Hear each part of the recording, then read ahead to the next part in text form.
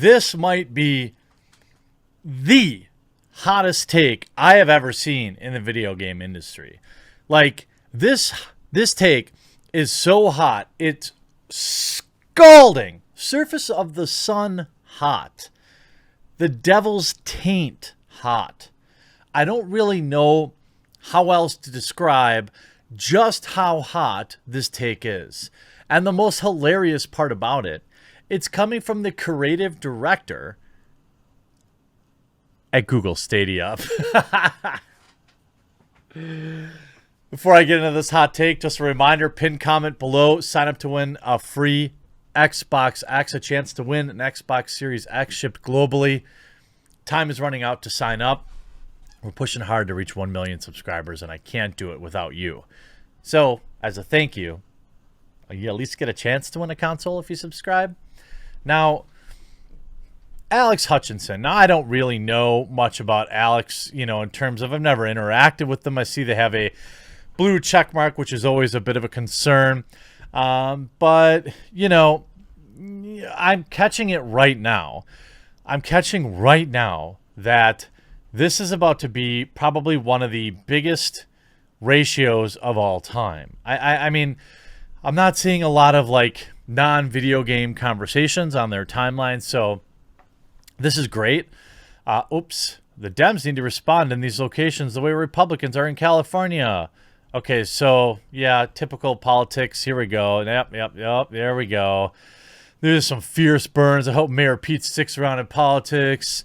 Yep. Okay. All right. So we've got another typical blue check mark with all the same political views we could expect. And you might be saying to me, Jeremy, get to the take already. Get to the hot take already. All right. Well, this is, of course, in response to Twitch streamers being outraged about a deluge of DMCA claims that hit Twitch the other day. I, for one, couldn't care less about their whining. They, for many years, have been using copyrighted music and knowingly continuing to do so, and now they whine because there's penalties. Look, anybody that's ever streamed before knows if you stream and you play some copyrighted music, so you'll get this warning that says, hey, portions of the stream have been muted, effectively ruining the VOD anyway. People like Asmongold don't care, and he's also not out there whining either, I should say. Not that I've seen. Now Alex Hutchinson says, streamers worried about their content pulled because they use music they didn't pay for should be more worried about the fact that they're streaming games they didn't pay for as well. It's all gone as soon as a publisher decides to enforce it. What? What? What?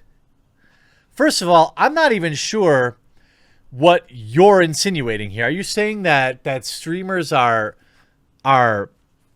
pirating the games? I mean, I don't think that that's a big portion of them. Are you saying that it's people that are streaming free-to-play games that's a problem? Or are you saying that people consuming the video game, they're the ones in violation? I actually think that's what Alex Hutchinson is saying. So you should have to pay a royalty to stream the game. He continues to double down.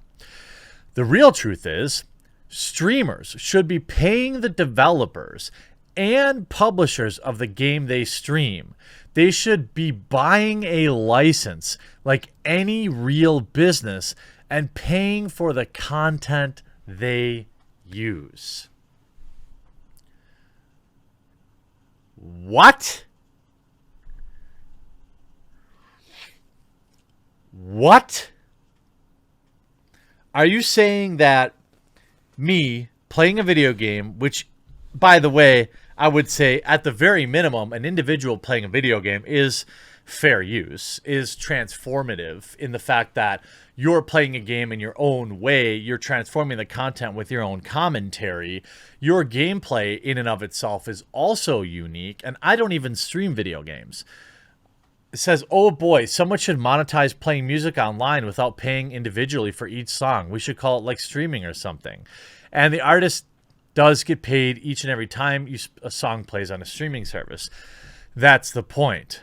I'm going to guess that Stadia streaming isn't making the money you thought it would. Google Stadia begins limited test of YouTube live streaming crowd play. Let's take a look at some of the responses to this. Let's see. I would look closely to see if it's like the game is making the stream successful and not vice versa. People like watching certain games and certain streamers. They both have value. The idea that people would turn into just any old stream to watch the new Cyberpunk game is absurd. They will tune in to their favorite streamer streaming the game.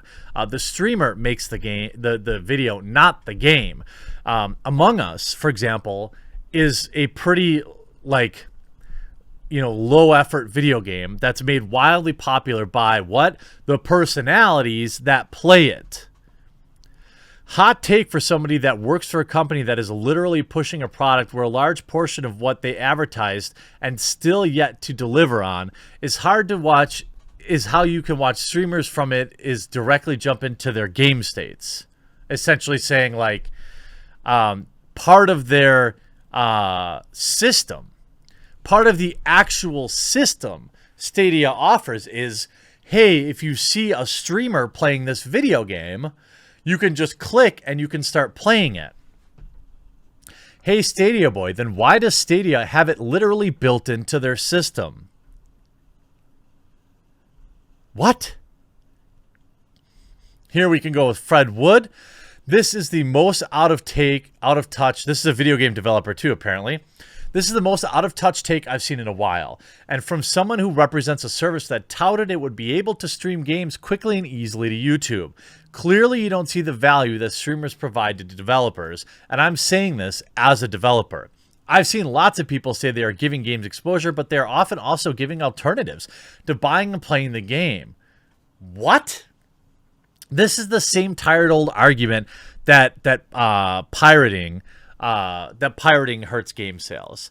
Look, people pirating video games weren't going to buy them anyway. They didn't have the money to. They didn't care to. They're not hurting your bottom line. I don't believe that for a second.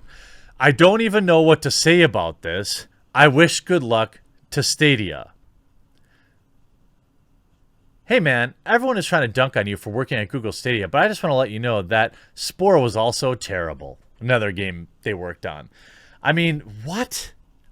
This is the dumbest take I've ever seen. Business advice from a guy who brought you Spore, AC3, and Google Stadia. How about this? In the last 4 years, I've bought more games from watching streamers and YouTubers than I have off my own back due to family life. They make the games more engaging than a trailer ever will. I will admit that, look, I recently started watching Dr. Disrespect more, and I started to pick up Modern Warfare again and trying to get into playing a little bit of Warzone. I couldn't help but give him absolute credit for that. Like, there's absolutely no way that I play Warzone if not for watching Dr. Disrespect. The idea that they don't own the game is absurd. Of course they own the game. Are you saying that you want to charge people to view video games? I don't get this. You are so incredibly wrong. Quite surprised to read this from you yourself, to be honest. You seem to misunderstand how much promotion games get from streamers. Many big streamers are paid to play them. Well, again, we can look at Dr. Disrespect and what Rogue Company has done. I mean, Rogue Company is probably paying him a ton of money to stream the game. And what happens when they stream the game is 30,000 to 40,000 people suddenly see a game that they probably otherwise wouldn't have. If it wasn't profitable, Rogue Company would not have given Dr. Disrespect his own map and his own skin. I mean, this is one of the worst takes I've ever seen. And of course, it doesn't help that it's coming from somebody who works at Google Stadia. I hope you enjoyed this video. We'll talk to you again real soon.